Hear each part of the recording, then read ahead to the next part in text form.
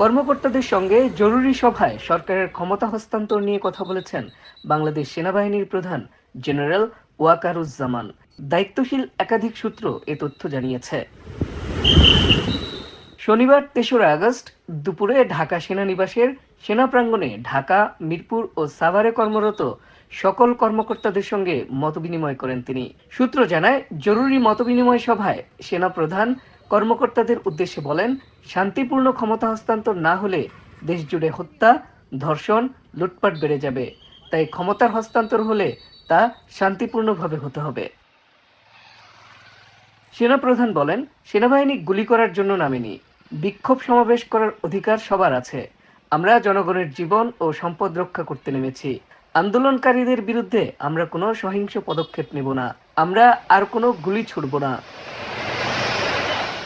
General Wakeruzzaman বর্তমান পরিস্থিতি তৈরির জন্য পুলিশ বাহিনীকে দায়ী করেন। সূত্র জানায়, সভায় এক কর্মকর্তা প্রশ্ন করেন, সেনাবাহিনীর গাড়ি পুড়িয়ে দেওয়া হয়েছে, এমনটি কিভাবে মানা সম্ভব? জবাবে সেনাপ্রধান বলেন, অনেক বিক্ষোভকারী গুলিতে নিহত হয়েছে। এরকম পরিস্থিতিতে এমন ঘটতে